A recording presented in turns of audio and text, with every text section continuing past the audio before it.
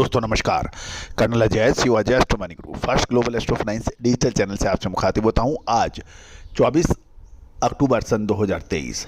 दोस्तों आज विजयदशमी है और विजयदशमी का शुभ और पावन त्यौहार पूरा देश हर्षोल्लास से मनाता है।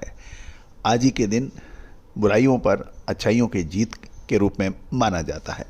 मैं पूरे चैनल की तरफ से आपको बहुत बहुत शुभकामनाएं देता हूं और आज के इस एपिसोड में हम प्याज के ऊपर चर्चा करेंगे। याद कीजिए, हमने लगभग 1 से 1.5 महीने पहले आपको प्याज में तेजी का एक अग्रिम संकेत दिए थे कि अक्टूबर महीना प्याज के लिए निर्णायक साबित होगा। यद्यपि केंद्र ने प्याज की तेजी को रोकने के लिए हर संभव प्रयास किए थे और इसके प्याज के अगस्त महीने में सरकार द्वारा प्याज के निर्यात पर प्रतिबंध लगाया भी गया था। साथ साथ कीमतों में 25-30% के बढ़ने के समाचार हैं और गुजरात में तो प्याज की कीमत 800 रुपये प्रति 20 किलो यानी 4,000 रुपये प्रति क्विंटल हो गई है। नासिक में प्याज के भाव 3800 से 4200 रुपये के भाव बताए जा रहे हैं। गौरतलब है कि खरीफ प्याज की फसलों की आवक में देरी से आने के कारण उत्पादन घटने की आशंका हो गई है और ये भी एक महत्वपूर्ण रहेगा कि खरीफ का उत्पादन प्याज का सालाना 7 से 8% कम रहने की संभावना है। खुले बाजार में रबी सीजन का स्टॉक सितंबर के बजाय अगस्त के अंत तक समाने से पहले आ गया था, जिससे लीन सीजन में 15 से 20 दिन बढ़ गया है, जिसमें बाजारों में सप्लाई की कमी और ऊंची कीमतों को बढ़ावा मिला। दोस्तों महत्वपूर्ण ये रहेगा कि यदि अगस्त की शुरुआत में जो लसन गांव में की मंडियों में प्याज की कीमत 1200 रुपये प्रति क्विंटल थी, जो 20 अगस्त को निर्यात प्रतिबंध लगाए जाने के बाद 1900 रुपये और फिर 2500 रुपये और फिर 3000 रुपये बढ़ गई और अब ये 4200 रुपये के आसपास बताई जा रही है।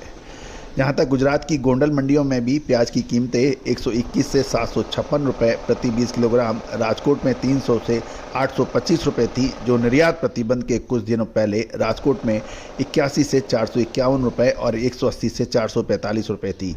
20 अगस्त को निर्यात पर प्रतिबंध लगाया गया था और इस प्रकार निर्यात प्रतिबंध के बाद प्याज के दामों में शानदार तेजी भी दर्ज हो गई है।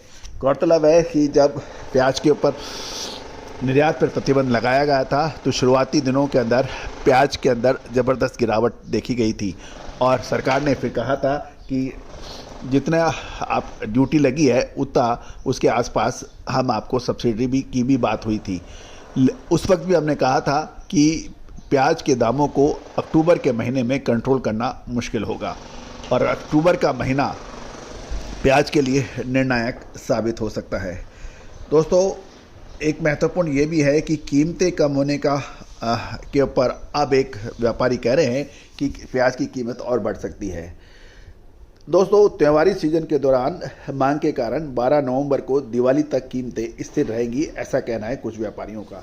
गौरतलब है कि अभी यह तेजी नवरात्रे के समय आई है। गौरतलब है कि नवरात्रे के समय प्याज की खपत अपेक्षाकृत कम होती है, लेकिन उसके बावजूद भी प्याज के दामों में एक ज़बरदस्त तेज़ी है। अब महत्वपूर्ण ये है कि तेज़ी या मंदी ये हर कमोडिटी के अंदर अक्सर आती है, लेकिन सवाल ये रहता है क्या समय पे मुनाफा वसूल कर लेना चाहिए या और आगे तेज़ी की इंतज़ार करना चाहिए। दोस्तों हमने हमेशा ही आपको प्रत्येक कमोडिटी के अंदर निचले स्तर पर खरीदने की या उसके अंदर एंट्री की आपको बात कही है।